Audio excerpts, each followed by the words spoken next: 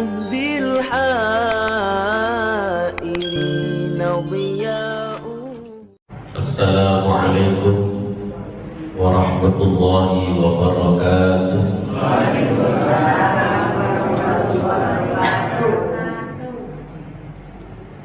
الحمد لله الذي أنعمنا بنعمة الإيمان والإسلام.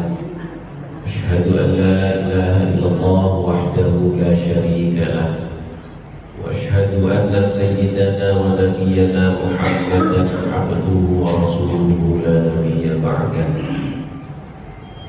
اللهم صل على سيدنا محمد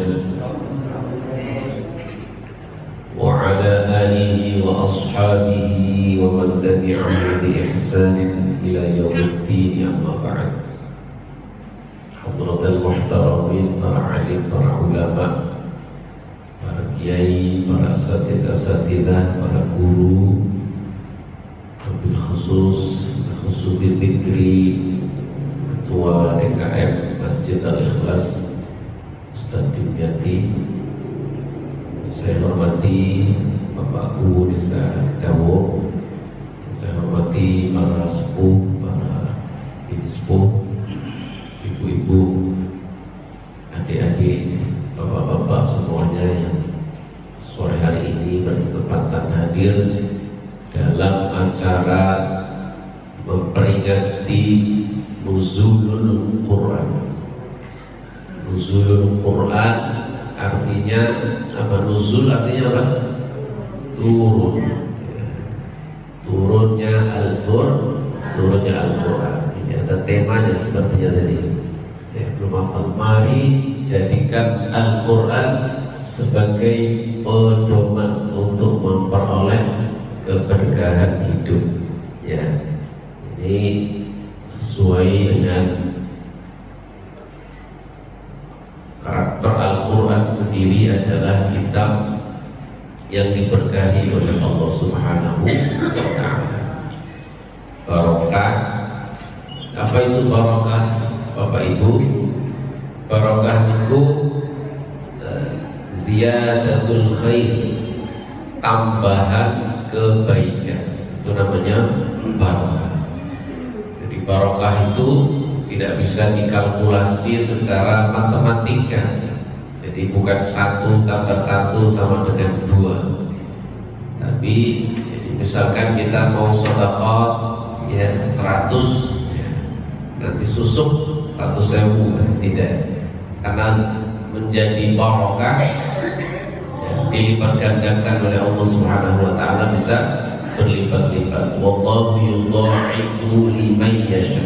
Allah lipat gandakan berkali-kali lipat ya, kepada siapapun yang Allah kehendaki. Mudah-mudahan kita termasuk di antara orang yang dikehendaki oleh Allah Subhanahu wa Ta'ala.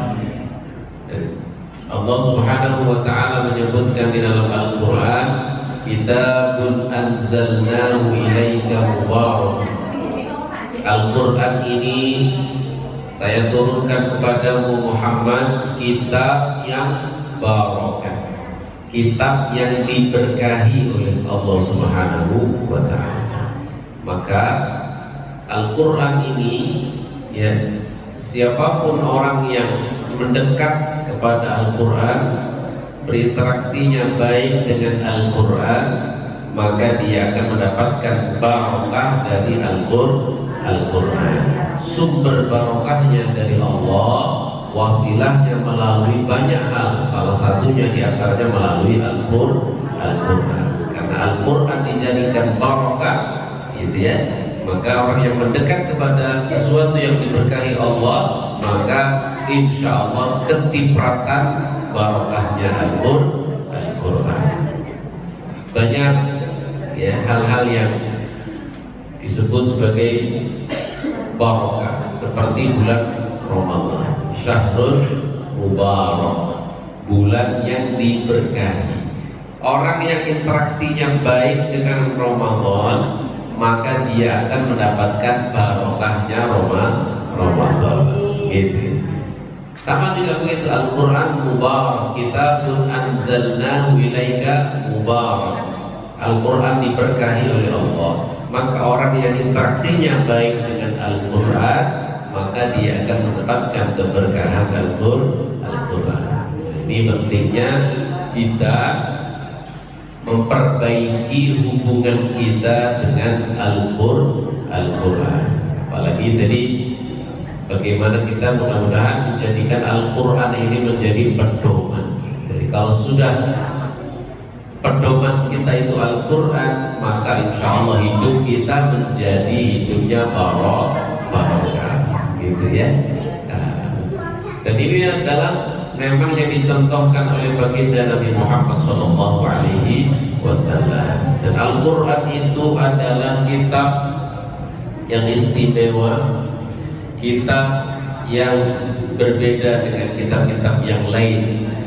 Al-Quran ini dijadikan sebagai kitab yang menyempurnakan ajaran-ajaran yang sebelumnya. Yang dulu pernah diturunkan, kita sebagai seorang mukmin wajib beriman kepada kitab-kitab. Ada kitab Zabur, kitab Taurat, kitab Injil, ya. Nah, semuanya itu kemudian disempurnakan oleh Allah dengan kitab yang terbaru, yang terakhir, yang tidak ada setelahnya lagi, yaitu kitab Al-Quran. Maka alhamdulillah kita berbahagia menjadi umatnya Nabi Muhammad SAW dengan mendapatkan karunia Allah, nikmat dari Allah berupa Al-Quranul Karim. Dan kita dapat Al-Quran itu dua, Al-Quran yang sifatnya kalau sekarang tertulis redaksi, dapat juga Al-Quran yang berjalan, yaitu Nabi Muhammad SAW. Jadi Nabi Muhammad itu adalah Al-Quran yang berjalan. Jadi kalau kita ingin tahu Al-Quran itu kan tertulis, istilahnya materi, tapi bentuk materinya itu seperti apa? Nah, bentuk materinya itu adalah Kanjeng Nabi Muhammad SAW. Semua perilaku Nabi Muhammad menerjemahkan apa yang ada di dalam Al-Quran. Para sahabat datang kepada istri baginda Nabi Muhammad SAW, tanglet nanya, bagaimana sih akhlaknya Nabi Muhammad itu? Gimana kebiasaan akhlaknya Nabi Muhammad? Dijawab oleh Sayyidah Aisyah, kana khuluquhul Quran. Akhlaknya Nabi Muhammad itu adalah Al-Quran. Ya, adapun sekarang kita bahas tentang proses turunnya Al-Quran. Allah Subhanahu wa Ta'ala menurunkan Al-Quran sebelum diturunkan kepada Nabi Muhammad SAW. Allah umumkan dulu kepada penduduk langit, disosialisasikan dulu kepada penduduk langit.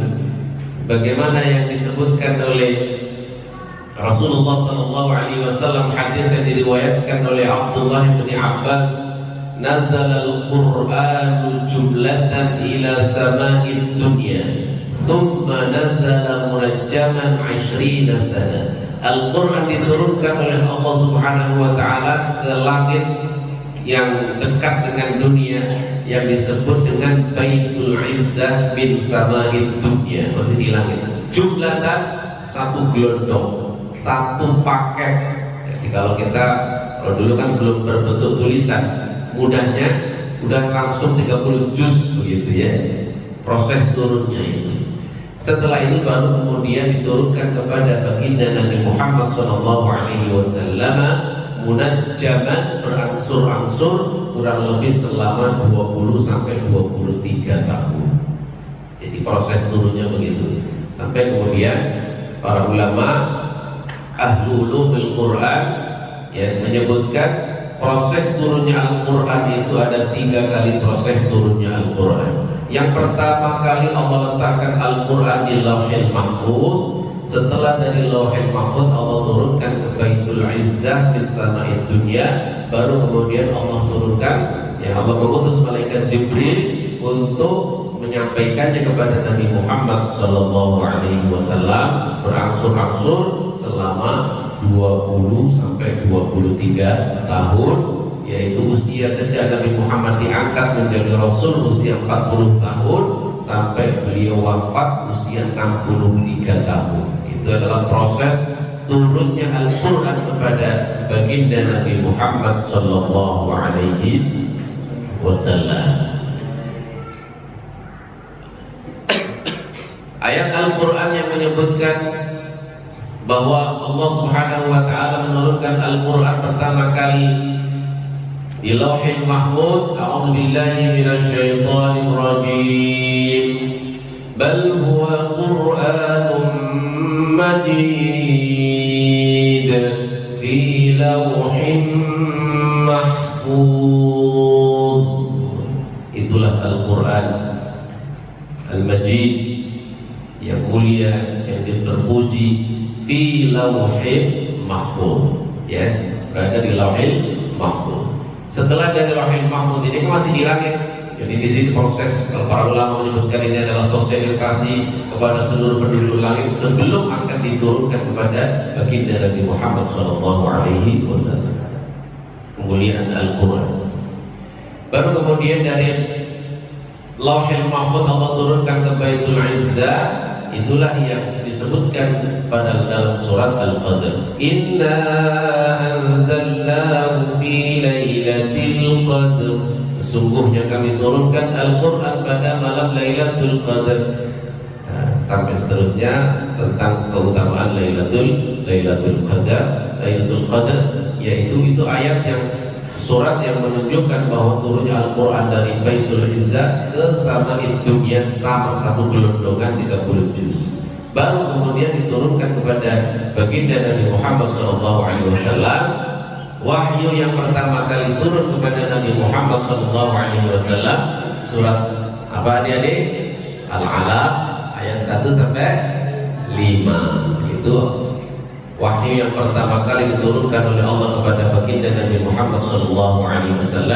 Nabi Muhammad diberikan rasa cinta untuk bertahammuz, untuk meninggalkan keramaian orang-orang jahiliyah, ya, sampai kemudian Allah turunkan pada, ada yang menyebutkan riwayat peristiwa itu terjadi pada malam 17 Ramadan. Tetapi waktu itu belum turun perintah puasa. Perintah puasa itu baru turun setelah Nabi Muhammad berada di Madinah pada tahun kedua Hijriah. Itu baru muncul perintah puasa Ramadan. Tetapi Al-Quran itu sudah diturunkan sebelumnya, ya, pada malam 17 Ramadan. Nah, akhirnya kemudian peristiwa pertama wahyu yang pertama turun kepada Nabi Muhammad itulah kemudian diperingati dengan peristiwa yang disebut dengan Nuzulul Quran.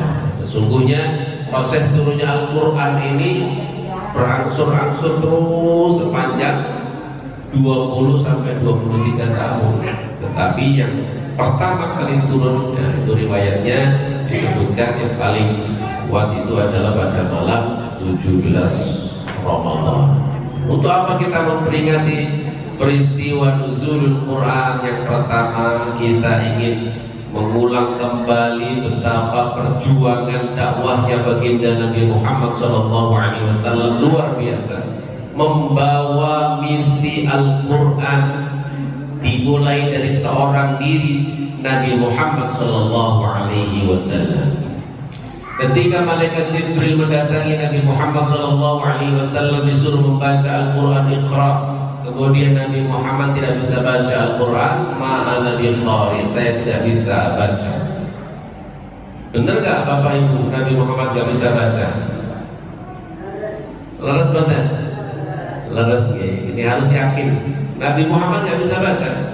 Tapi itu bukan aib, karena itu sengaja dibuat oleh Allah Subhanahu wa Ta'ala seperti itu. Pola pikirnya jangan disamakan dengan orang zaman sekarang. Orang zaman sekarang kalau nggak bisa baca, pinter tak betul pinter, ya betul pinter gitu, ya kurang gitu. Nah, beda. Kalau Nabi Muhammad meskipun nggak bisa baca, tapi Nabi Muhammad mempunyai basirah yang kuat. Nabi Muhammad mempunyai pemahaman yang kuat. Makanya kemudian malaikat Jibril mentalkin Nabi Muhammad SAW.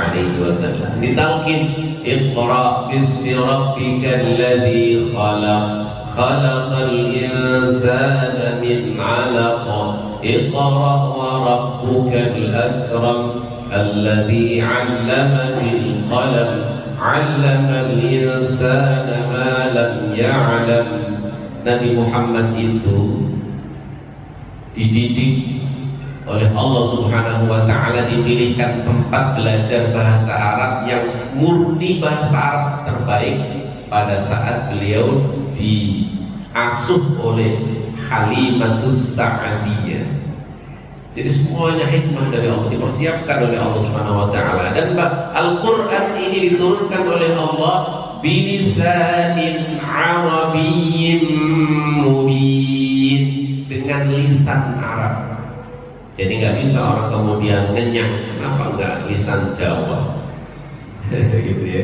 Jadi kita yang harus ngikutin. Jadi nggak boleh kita anti Arab. Al-Qur'annya bahasa Arab, kemudian lahjahnya pakai menggunakan lahjah bahasa Arab. Makanya penting kita belajar Al-Qur'an itu harus ada guru. Harus ada guru. Nggak bisa kita belajar Al-Quran sendiri.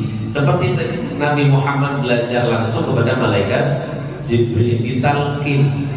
Oleh karenanya kenapa kemudian ulama membuat ilmu untuk membentengi Al-Quran agar tidak salah baca.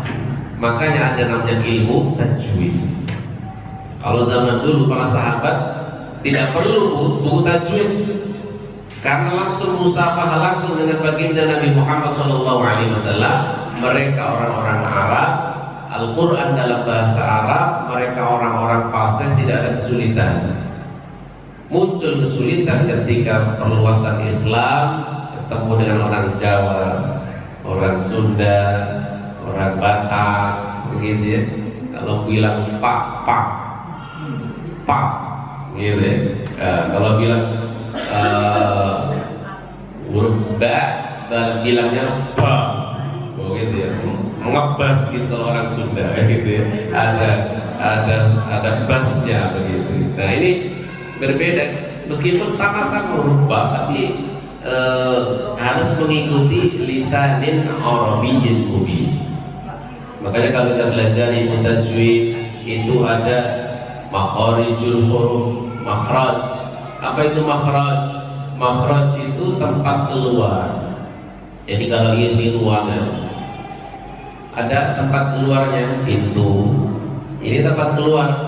Jadi nggak boleh pintu keluarnya di sini, keluarnya lewat jendela. Ya gitu. Jadi membaca makhraj ain, ya, tapi keluarnya lewat hamzah a. Jadi bukan a, itu lewat jalur pintunya salah. Lewat jendela itu. Nah, ini namanya makhraj, tempat huruf, tempat keluarnya huruf. Ta. Kemudian orang kadang-kadang berubah ketika sukun jadi aj, nah, sudah berubah huruf c, aj. Gitu. Karena ingin ada hamznya tadi berubah menjadi huruf c, aj. Gitu ya, berlebihan. Nah, ini memang ini apa? Yang dulu diajarkan oleh Nabi Muhammad SAW. Makanya kemudian belajar Al-Quran ini perlu guru, makanya kemudian perlu sanad, gitu ya. Disebutkan oleh Nabi Muhammad al-isnadu minad-din. Sanad itu bagian dari agama. Laulal isnad laqala man syaa ma syaa. Kalau nggak ada isnad, nggak ada sanad, maka orang itu ngomong seenaknya sendiri. Gitu. Jadi belajar Al-Quran, dari kita belajar Ahmad Musyafa belajar dari gurunya, kemudian gurunya belajar lagi dari gurunya tuntas, dari gurunya lagi sampai kemudian nyampe terakhir kepada sahabat Abdullah bin Mas'ud, atau ada sahabat Zaid bin Thabit. Sahabat Zaid bin Thabit belajar langsung kepada baginda Nabi Muhammad SAW. Baginda Nabi Muhammad belajar ke malaikat Jibril yang diutus oleh Allah Subhanahu wa ta'ala. Malaikat Jibril ngambil langsung dari Allah Subhanahu wa ta'ala Jalla Jalaluhu. Ini yang disebut dengan sanad dalam mempelajari Al-Quran. Untuk putus sementara nggak apa-apa, alhamdulillah ya. Dengan adanya bulan Al-Quran, senang baca Quran, pahalanya banyak baca Al-Quran. Ini keistimewaan Al-Quran. Inilah Al-Quran diturunkan kepada Nabi Muhammad SAW. Ibaratnya kita ini hidup perlu ada bimbingan. Jadi kita diciptakan oleh siapa? Menciptakan kita? Allah. Yang mengutus Nabi Muhammad siapa? Allah. Yang mengirimkan Al-Quran kepada Nabi Muhammad siapa? Allah. Yang Allah berikan syariat, perintah sholat, perintah zakat dan lain sebagainya tentang semua kaitannya dengan hukum syariat Allah Subhanahu wa ta'ala. Maka orang ini tidak bisa hidup tanpa ada gurunya, tanpa ada pembimbingnya. Maka diutuslah Nabi Muhammad SAW memberikan contoh, mengamalkan isi kandungan Al-Quran. Jadi kemudian ketika yang kita contoh siapa? Nabi Muhammad SAW. Sehingga hidup kita sukses. Sukses itu bukan hanya urusan dunia saja. Dunia ini cuma sebentar, paling ya rata-rata 60 sampai 70 tahun. Betul ya? Kehidupan akhirat ratusan tahun. Lebih lama. Kalau di dunia ini sukses, tapi sengsara di akhirat, sengsaranya lebih lama. Ya, sengsaranya lebih lama. Maka perlu kemudian kita perlu sukses. Bagaimana caranya? Harus berpedoman kepada Al-Quran. Al-Quran itu global, umum sekali. Kemudian dijelaskan secara rinci. Kalau kita mencari ada nggak sholat subuh 2 rakaat penjelasannya dalam Al-Quran? Nggak ada. Akan ada orang yang ngeyel begitu. Kok sholat subuhnya 2 rakaat? Kan nggak ada di dalam Al-Quran. Nah ini salah kaprah. Ya. Nah, namanya ada orang yang inkar sunnah. Dia nggak mau ngambil sunnah dari Nabi Muhammad, pengennya ngambil dari Al-Quran saja. Nggak nemu. Kita mau jadi sholat zuhur 4 rakaat, nggak ada dalam Al-Quran. Yang ada perintah dalam Al-Quran itu global. Wa aqimus sholat, dirikan sholat. Nah, tata cara pelaksanaannya sholat itu dijelaskan oleh Kanjeng Nabi Muhammad SAW. Peristiwa Isra dan Mi'raj itu menjelaskan, oh tata cara sholat subuh, waktu sholat subuh dari kapan sampai kapan langsung diajari oleh malaikat Jibril. Ada penjelasannya di dalam hadis. Maka Al-Quran dijelaskan oleh hadis Nabi Muhammad SAW. Maka Al-Quran dan hadis ini harus menjadi pedoman. Karena hadis ini yang menjelaskan Al-Quran. Karena ada golongan orang itu nggak mau ngambil hadis, gitu ya, maunya ngambil Quran saja. Bagaimana caranya dia memahami Al-Quran kalau dia tidak ngambil hadis? Bagaimana dia memahami Al-Quran? Lewat apa dia memahami Al-Quran? Nggak bisa hanya mengandalkan bahasa Arab yang dia kuasai, nggak bisa. Karena yang paling tahu isi kandungan Al-Quran itu adalah Nabi Muhammad. Diajarkan langsung oleh malaikat Jibril. Maksudnya Quran itu begini. Jangankan kita yang jauh sekali masa dengan Al-Quran nggak pernah ketemu dengan Nabi Muhammad SAW.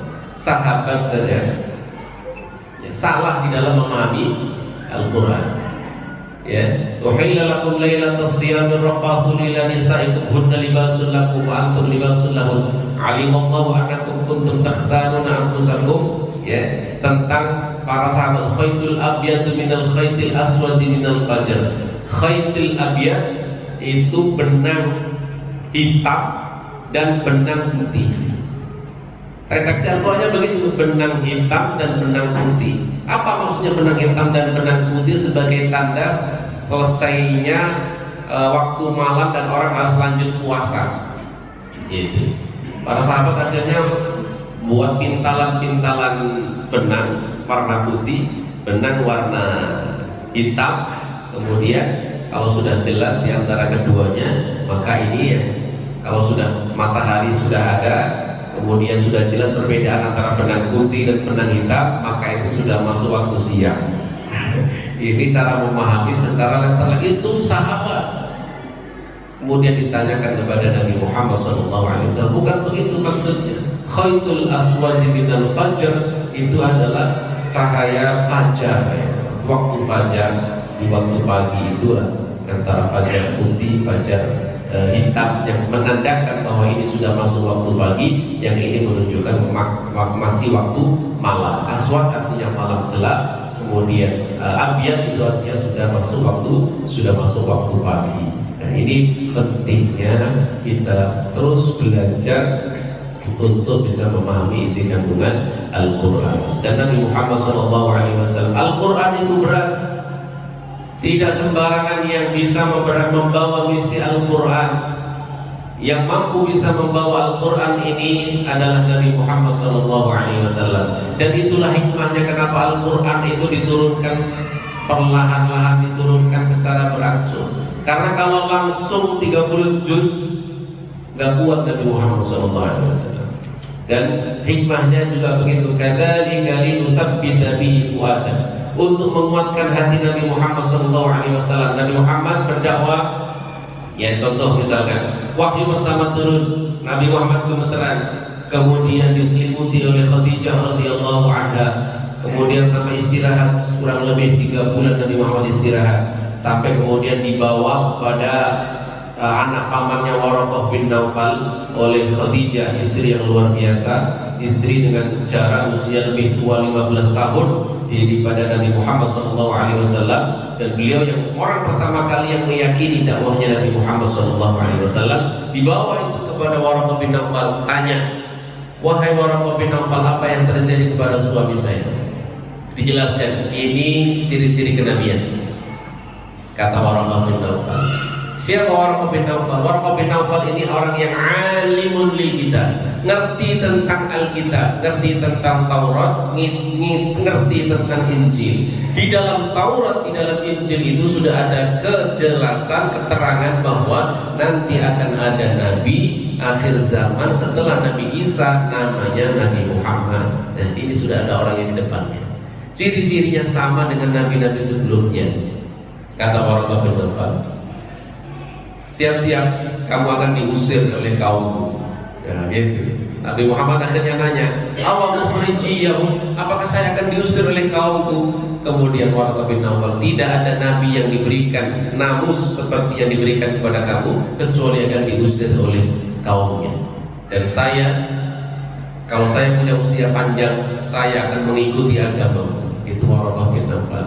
Karena disebutkan dalam Taurat itu Nabi akhir zaman namanya Nabi Muhammad setelah Nabi Isa. Begitu juga dalam Injil, disebutkan dalam Al-Quran, wa idh qala Isa ibn Maryam ya bani Israil inni rasulullah ilaikum musaddiqan lima bayna yadayya minat Tawrat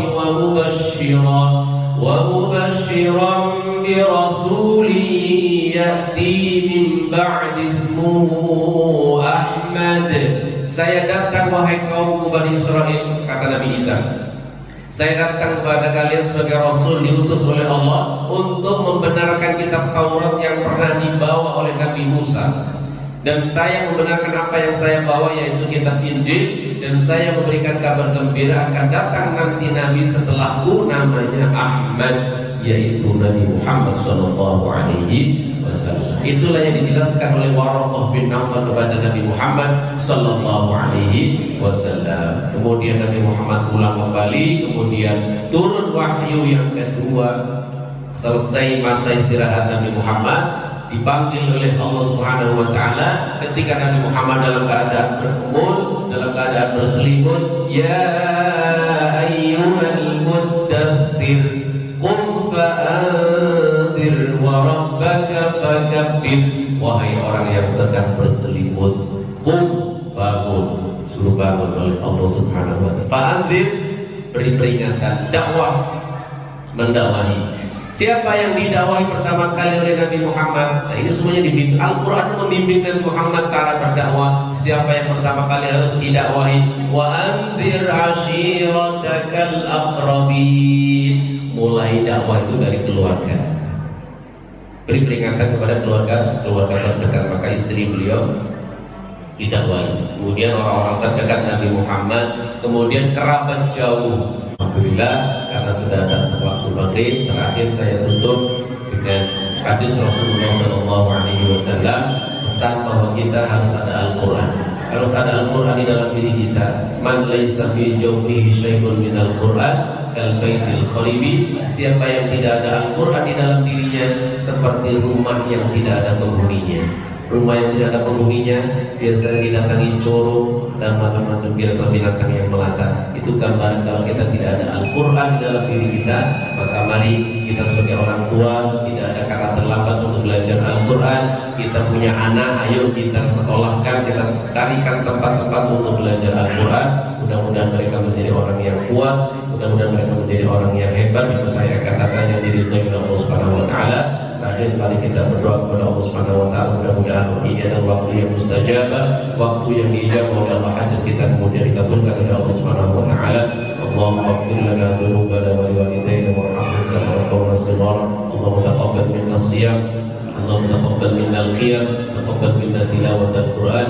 Allahumma ij'alna wa ahlana wa auladana min ahli al-ilm wa ahli al-fadl wa ahli al-Quran, wa la taj'alna wa iyyakum min syarri wa ahli al-ghayb. Allahumma laka sunna wa bika amanna wa ala rizqika aftarna bi rahmatika ya arhamar rahimin. Wassalamu alaikum warahmatullahi wabarakatuh.